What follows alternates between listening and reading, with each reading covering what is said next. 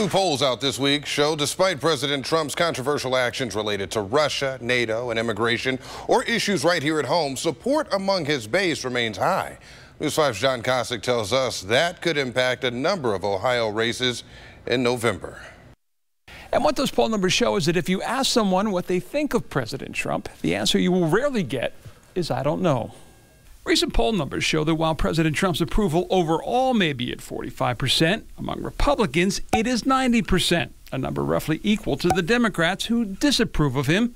So for Ohio Democrats, who will need some Republican votes in November to win, going all in against President Trump may not necessarily be the way to go. They have to identify themselves as an alternative, not as a "we're running against Trump," because definitely he has strong support. And with independents, if you don't give them something to vote for, they're either going to not vote or they're going to vote for the status quo, which in this case is going to be Republicans and President Trump.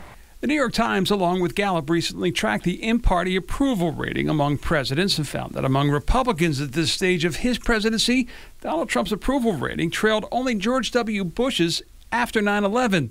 Sutton says for many Republicans, it's about the big picture. And for President Trump, the big picture for Republicans is he's achieved policy goals related to tax cuts and deregulation.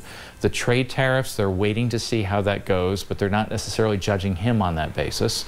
And all the other stuff that we're hearing about in terms of the Russia summit and everything else, they chalk that up to the Washington swamp trying to take him down.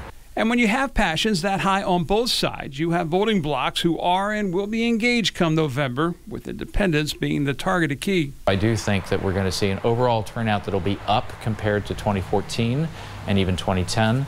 But in terms of where this race goes in Ohio, really it's anybody's guess. John Kosick, News 5.